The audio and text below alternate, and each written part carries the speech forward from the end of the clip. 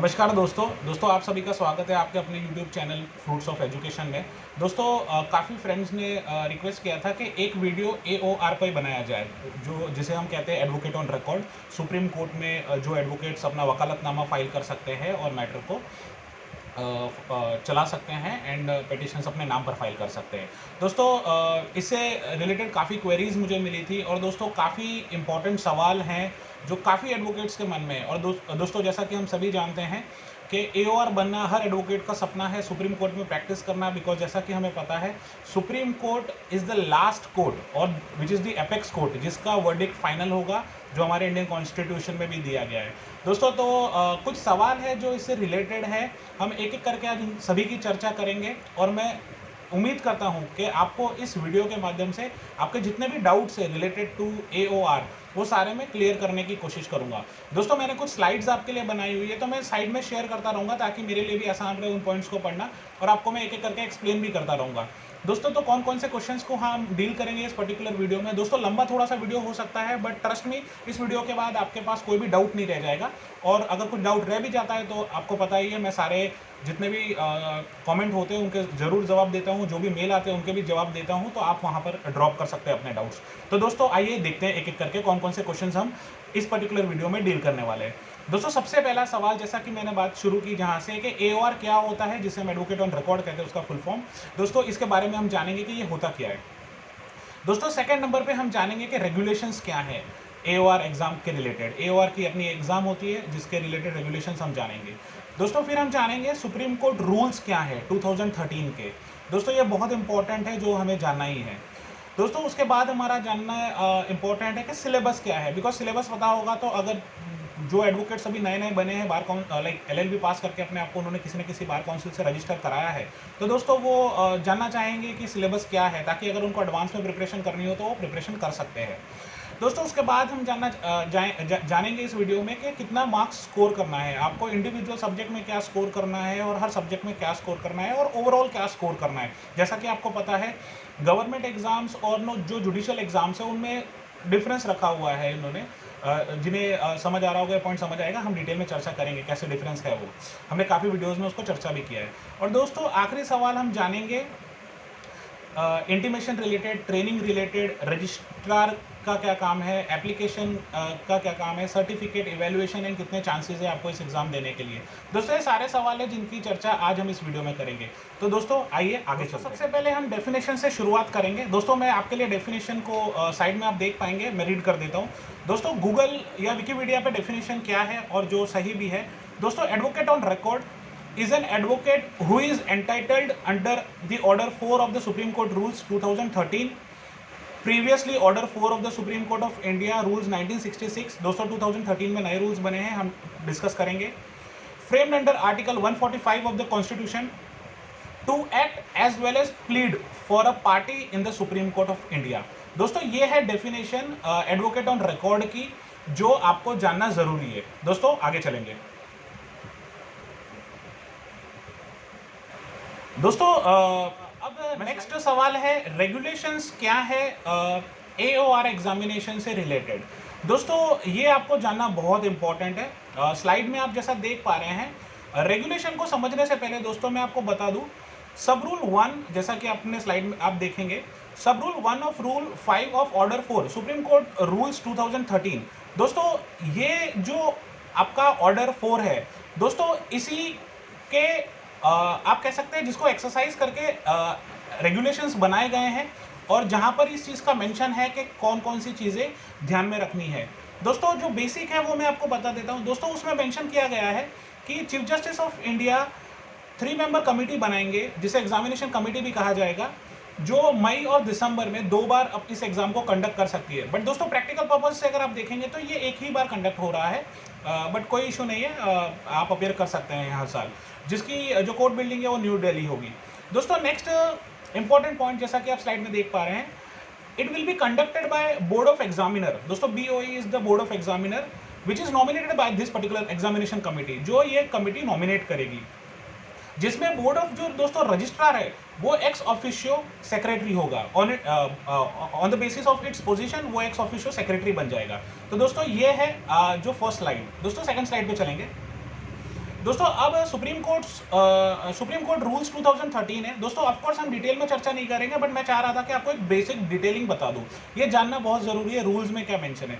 दोस्तों supreme court rules 2013 जो 1966 में बना था, उसके बाद ये चेंज होके नए रूल्स बने हैं। दोस्तों मोटा मोटा आप डिटेल में बुक्स अवेलेबल है, आप मार्केट में परचेस करके इस पर्टिकुलर बुक को पढ़ सकते हैं। दोस्तों इसके अंदर टोटल 9 पार्ट्स है दोस्तों, 57 ऑर्डर्स है, जैसा कि आप स्लाइड में देख पा रहे हैं। Part 1, part 2, part 3, part 4, part 5, part 6, 7, 8, 9। दोस्तों जनरल, एपेलेट ज्यूरिडिक्शन, आपका original jurisdiction, review and curative petition, then cost and taxation, दोस्तों miscellaneous, destruction and records, repeal and schedule. दोस्तों ये सारे डिटेल में मैं इसलिए नहीं जा रहा, नहीं तो वीडियो बहुत लंबा बन जाएगा दोस्तों, बट ये सारे पार्ट्स आप पढ़ सकते हैं। मुझे लग रहा था कि एक बेसिक में आपको अंडरस्टैंडिंग दे दूं जो जरूरी था। दोस्तों आइए आगे वाली स्लाइड पे चलते हैं। दोस्तों अब इंपॉर्टेंट क्वेश्चन, जैसा कि हमने बात करी, जो लोगों को जानना है कि इसका सिलेबस क्या है। दोस्तों सिलेबस बहुत जरूरी है जानना, बिकॉज कोई भी सिलेबस जो एक होता है, जैसे अगर आप मान लो, ये तो हम जुडिशरी की बात कर रहे हैं, अगर आप आईएएस की तैयारी कर रहे हैं, सिविल सर्विसेज की तैयारी कर रहे हो, तो जो भी सिलेबस दिया जाता है दोस्तों वो काफ़ी इंडिकेटिव इन नेचर होता है। इंडिकेटिव एक ब्रॉडर लाइन में आपको बता दिया जाता है, बट डिटेलिंग बहुत कुछ होती है। बट ऑफकोर्स इसकी तैयारी की जा सकती है। कई सीनियर एडवोकेट जो AOR ऑलरेडी हैं, वो ये भी सोचते हैं कि इसका exam it is equivalent to your civil services examination, because of course इसका एक अलग पूरा एरा है, इसका पूरा एक अलग तरीके से जोन है जहाँ पे स्टूडेंट को जाके या एडवोकेट्स को जाके तैयारी करनी होती है। और उस चीज़ के बाद भी काफ़ी डिस्क्रिप्शन है बोर्ड के पास, जो एग्जामिनेशन कमेटी के मेंबर्स चेक करते हैं, वो भी देखना चाहेंगे कि आप स्टूडेंट में कैपेबिलिटी है सुप्रीम कोर्ट में अपेयर होने की या नहीं। तो दोस्तों बहुत सारी चीज़ें हैं, तो आइए हम सिलेबस डिस्कस कर लेते हैं। दोस्तों टोटल 4 पेपर्स होने हैं, जैसा कि आप स्लाइड में देख पा रहे हैं। Paper 1, paper 2, paper 3, paper 4। Paper 1 is the practice and procedure of the supreme court of India. दोस्तों वो आपको जानना जरूरी है, because supreme court is the apex court as we all know. Second दोस्तों है ड्राफ्टिंग इन 2 पार्ट्स। दोस्तों हम एक बेसिक डिटेल में चर्चा करेंगे इसी वीडियो में। दोस्तों थर्ड जो पेपर है वो है एडवोकेसी एंड प्रोफेशनल एथिक्स दोस्तों। और फोर्थ जो पेपर है वो है लीडिंग केसेस। दोस्तों हर नोटिफिकेशन में लीडिंग केसेस बताए जाते हैं कि ये लीडिंग केसेस है जो आपको पता होने चाहिए, तो उसकी आपको टेंशन लेने की जरूरत नहीं है कि आप कहाँ से पढ़ेंगे। यस केसेस बताए जाएंगे, और उसके बाद ऑफकोर्स PDF आपको मार्केट में अवेलेबल हो जाएगी, या आप कोई भी लीगल सॉफ्टवेयर से डाउनलोड कर सकते हैं। दोस्तों मैं थोड़ी डिटेलिंग इन पेपर्स के बारे में बता दूं। सबसे पहले दोस्तों ये चारों पेपर होंगे वो 100 मार्क्स के होंगे। हर जो पेपर है वो 100 मार्क्स का होगा, मतलब आपका जो टोटल जो मार्क्स होगा वो आपका 400 मार्क्स का पेपर होगा। अब दोस्तों एक एक करके मैं चर्चा करता हूँ आगे। दोस्तों फर्स्ट, जैसा कि हमने बात करी, practice and procedure of the supreme court. दोस्तों इसके अंदर आपको क्या क्या पढ़ना है या जो सिलेबस में दिया गया है। दोस्तों जैसा कि आप देख पा रहे हैं, relevant provisions in the constitution of India related to jurisdiction of the court. दोस्तों एज वी नो, हमें ये चीज़ पता ही होनी चाहिए कि कॉन्स्टिट्यूशन, जैसा कि हमें पता है कि it is a fundamental law of land, तो उसके अंदर जुडिशियल प्रोविजंस क्या क्या दिए गए हैं। तो ये लॉजिकल भी बैठता है कि आपको इन चीज़ों के बारे में पता हो। तो जो इंडियन कॉन्स्टिट्यूशन अगर आपको पता होगा, तब फिर आप नीचे की चीज़ों को अच्छी तरह समझ पाओगे। तो शायद उसी पर्पज से इस पर्टिकुलर सिलेबस इसको सिलेबस का पार्ट बनाया गया है। दोस्तों नेक्स्ट पॉइंट है सुप्रीम कोर्ट रूल्स, जैसा मैंने आपको बताया 2013। रेलेवेंट प्रोविजंस ऑफ दोस्तों CPC, हमारा कोड ऑफ सिविल प्रोसीजर, फिर limitation act, general principle of court fees act. दोस्तों ये है आपके पेपर 1 में, जो इन्होंने इंडिकेटिव तरीके से दिया हुआ है कि आपको पेपर 1 में पढ़ना है। दोस्तों सेकंड है ड्राफ्टिंग इन 2 पार्ट्स, जैसा कि आप स्लाइड में देख पा रहे हो। दोस्तों इस वीडियो में मैंने स्लाइड इसलिए लगा दी है ताकि आप लोग भी समझे कि मैं क्या चीज़ें पढ़ रहा हूँ और आपको क्या बताने की कोशिश कर रहा हूँ। दोस्तों ड्राफ्टिंग को 2 भाग में बांटा गया है। दोस्तों पहला है पिटीशन फॉर स्पेशल लीव। दोस्तों आपको पता है स्पेशल लीव पिटीशन फाइल होती है हमारे इंडियन कॉन्स्टिट्यूशन में आर्टिकल 136 में, तो उसके ड्राफ्टिंग से रिलेटेड क्वेश्चन बन सकते हैं।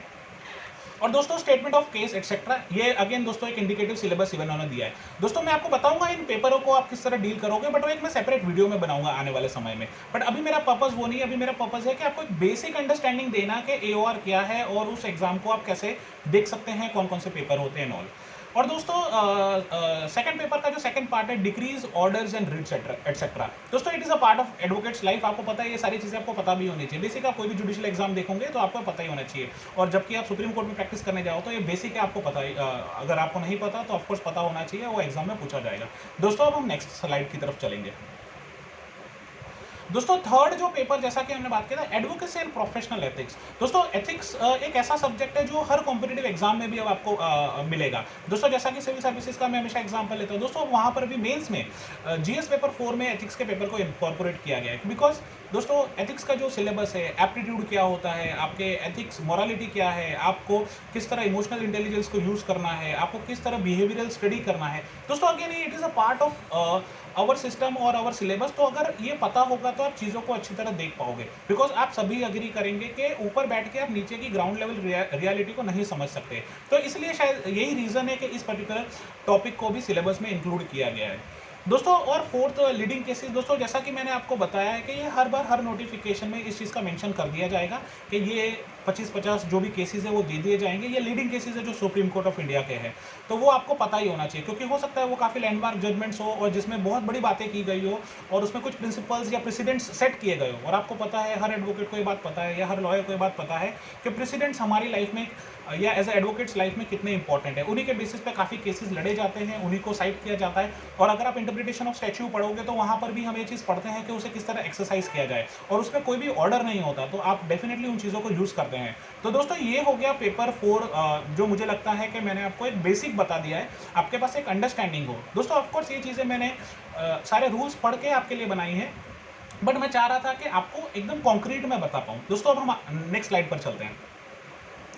दोस्तों मार्क्स टू बी स्कोर्ड, दोस्तों ये आपको पता है, ये मैंने बता दिया है। अब इसमें जो एक क्लैरिफिकेशन है या जो समझना ज़रूरी है वो हम बता दूँ। दोस्तों जुडिशियल एग्जाम का मैं ऑलरेडी आपको जुडिशियल वीडियोस में बता चुका हूँ, जब भी मैंने जेएमएफसी के बनाए हैं। दोस्तों आप वहाँ जाके उन चीज़ों को समझ सकते हो। वैसा ही कुछ यहाँ पर सुप्रीम कोर्ट के एडवोकेट बनने के लिए भी है, जिसे हम AOR कहते हैं। दोस्तों टोटल 4 पेपर है, जैसा कि आपको पता है।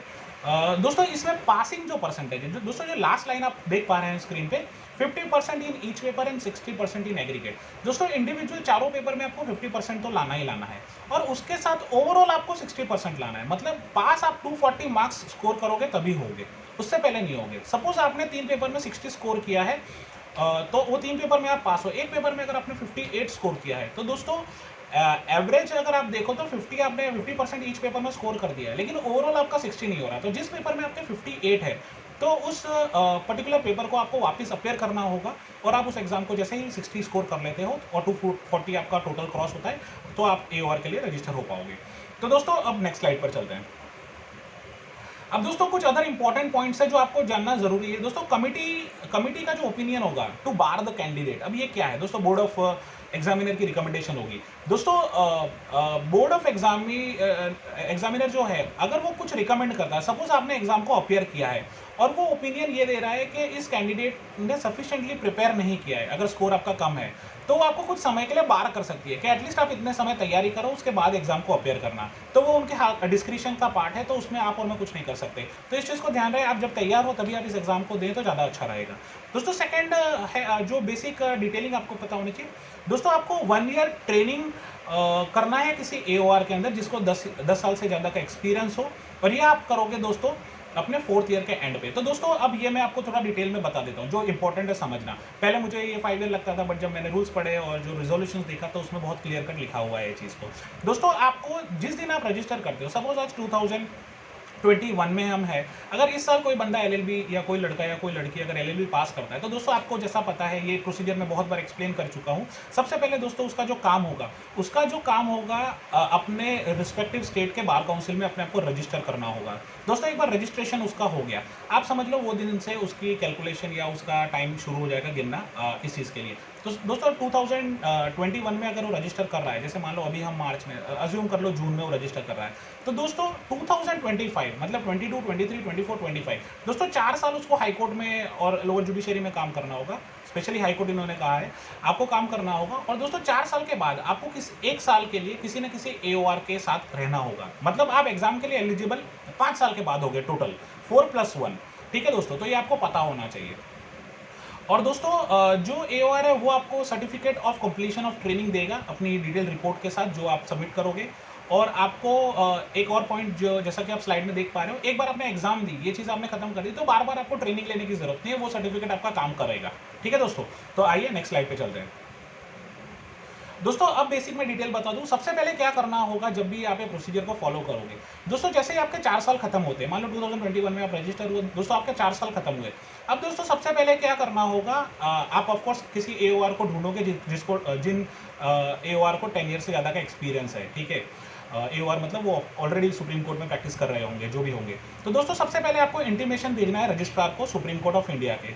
और क्या आपको इंटीमेशन भेजना है वो मैं बता देता हूँ। ये आप करोगे दोस्तों 4 साल खत्म होने के बाद, जैसे ही आपकी ट्रेनिंग शुरू होती है, ठीक है, एओआर के साथ। तो दोस्तों जैसे ही 4 साल खत्म होते हैं और आपने एओआर ढूंढ लिया, सपोज कोई भी एओआर आप रख सकते हो, ऐसा कोई ऐसा बार नहीं है कि इस इंडिविजुअल को एओआर चाहिए, बट 10 साल का एक्सपीरियंस जरूर होना चाहिए उस एओआर को।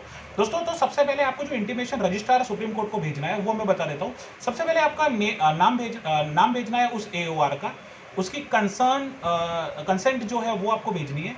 और with in 7 day of the commencement of your training, दोस्तों विद इन 7 डे आपको वो कंसेंट और जो उसका नाम है वो आपको सुप्रीम कोर्ट के रजिस्ट्रार के पास इंटीमेशन भेजना होगा कि हमने ट्रेनिंग चालू कर दी है इस पर्टिकुलर नाम के एओआर के साथ, और इनकी कंसेंट भी है हमें ट्रेनिंग देने के लिए, और हम विद इन 7 डेज हम आपको इंटीमेट कर रहे हैं।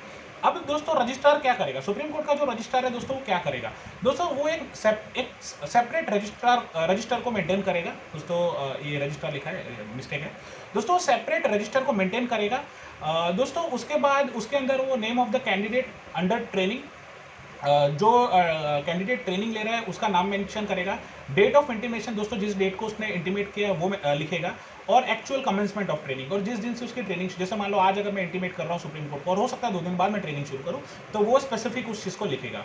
तो दोस्तों आई होप जो इंटीमेशन और रजिस्टर का पार्ट है वो एकदम क्लियर हो। दोस्तों अब हम आगे की स्लाइड पे चलेंगे।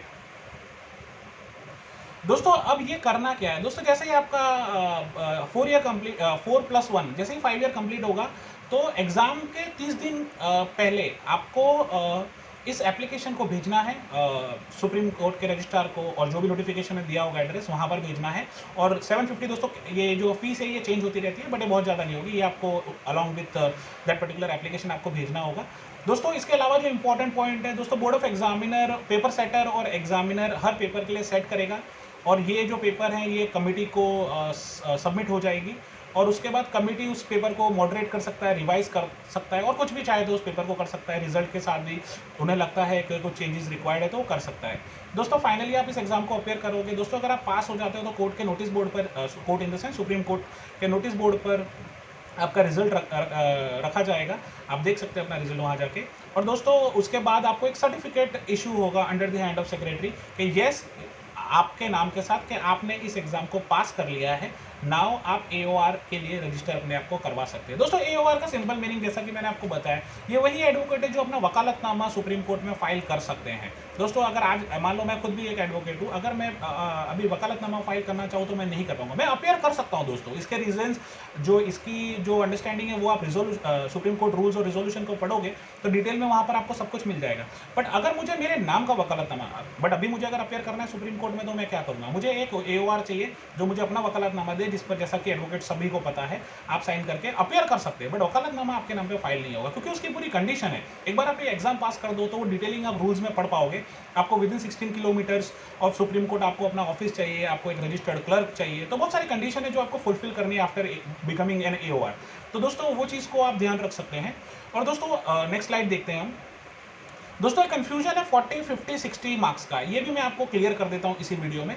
दोस्तों जैसा कि मैंने आपको बताया, आपको इंडिविजुअल पेपर में 50 लाने हैं, और दोस्तों आपको ओवरऑल 60% लाने हैं, जैसा कि हमने चर्चा ऑलरेडी कर ली है। दोस्तों अगर ऐसा हो कि आपने अगर 60 मार्क्स स्कोर किया है, ओवरऑल 240 आपके पास है, बट किसी इंडिविजुअल पेपर में आपके पास 50 नहीं है, जैसा मैंने आपको बताया 50 आपको इंडिविजुअल में लाने हैं, बट उस इंडिविजुअल पेपर में आपके पास 40 के नीचे भी नहीं है, 40 के ऊपर है, लेकिन ओवरऑल 240 हो गया। सपोज एक पेपर में, अब मैं आपको एग्जांपल दूंगा तो ज़्यादा अच्छी तरह समझ पाओगे। आपने 240 मार्क्स स्कोर किया है, ठीक है। अब उसमें हो सकता है एक पेपर में आपने 70 स्कोर किया हो, और दो पेपर में आपने 50 स्कोर कर लिया है, ठीक है, 60 स्कोर कर लिया है। एक पेपर में आपने समझो 3 पेपर में आपने कर लिया, एक पेपर में आपके पास सिर्फ 40 मार्क्स है, ठीक है। आपके पास ओवरऑल अगर आप देखेंगे तो आपने स्कोर पूरा कर लिया, एक में सपोज अगर उसको इस तरह से एग्जांपल को देखें कि अगर एक में आपके पास 80 है, एक में आपके पास 40 है, ठीक है, तो आपके 120 हुए, और 2 पेपर में आपके पास 60 है, तो टेक्निकली स्पीकिंग आपके पास 240 है, लेकिन एक पेपर में आपने सिर्फ 40 मार्क्स को स्कोर किया है। तो दोस्तों अब इस केस में क्या होगा, टेक्निकली आपने 240 कर लिया तो आप पास तो हो, लेकिन नो दोस्तों ये नहीं है। जैसा मैंने आपको बताया इंडिविजुअल में आपको 50 लाने हैं, बट एक आपको लेवरेज मिल रहा है कि अगर किसी पेपर में आपके 50 और 40 के बीच में है, 40 के ऊपर है, मतलब 40 और 40 के ऊपर है, तो आप उस पेपर को वापस अपेयर कर सकते हो, ठीक है। तो जैसे ही आप उस पेपर में, फिर उस पेपर में आपको 60 नहीं लाना, क्योंकि ओवरऑल तो आपने 240 स्कोर कर लिया है, तो उस पेपर में आपको 50 मार्क्स को स्कोर करना है, तो 40 से आपको 50 तक आने के लिए वो पेपर वापस देना होगा। तो दोस्तों ये कंफ्यूजन है, इसलिए मैंने सोचा कि आपको मैं बता दूं दोस्तों। और नोटिफिकेशन में जनरली दोस्तों 5 चांसेस दिए होते हैं, जो वैलिड भी है कि 5 अटेम्प्ट्स आप AOR के एग्जाम के लिए दे सकते हो। तो मैं चाहूँगा कि आप तैयारी करके दीजिए, और ये सब्जेक्ट टू डिस्कशन भी है, time to time guidelines change होती रहती है, तो दोस्तों हर साल के नोटिफिकेशन के ऊपर ही आप देखो। बट जो लास्ट जो बुक मैंने आपके लिए पढ़ी थी उसमें 5 चांसेस दिए हुए, तो जनरली ये चेंज अभी तक हुआ नहीं है। तो आप ये समझ सकते हो 5 अटेम्प्ट है आपके पास इस एग्जाम को पास करने के लिए। दोस्तों जो अगला जो इंपॉर्टेंट पॉइंट है, no application for re evaluation of your answer sheet, AS is your answer sheet. दोस्तों ऐसी कोई एप्लीकेशन आप नहीं दे सकते अगर आपको मार्क, आप कह सकते हो बहुत अच्छा एग्जाम गया लेकिन मार्क्स नहीं आए, तो दोस्तों उसका आप कुछ भी नहीं कर सकते।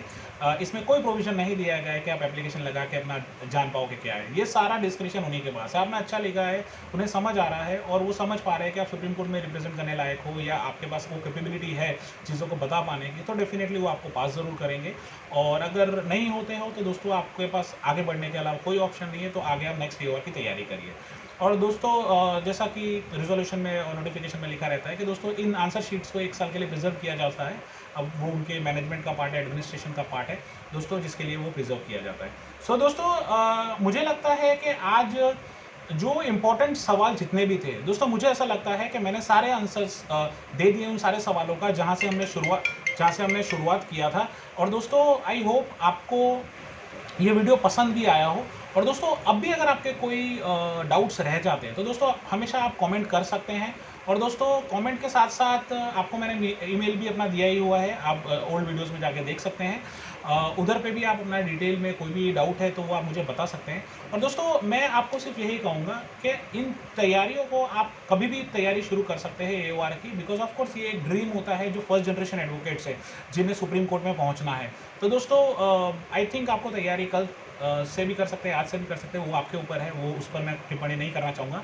तो दोस्तों आई होप आपको ये वीडियो पसंद आए। दोस्तों इस वीडियो को लाइक ज़रूर करिए, सब्सक्राइब ज़रूर करिए और शेयर ज़रूर करिए दोस्तों। ये आप कंट्रीब्यूशन इस वीडियो को दे सकते हैं। थैंक यू दोस्तों।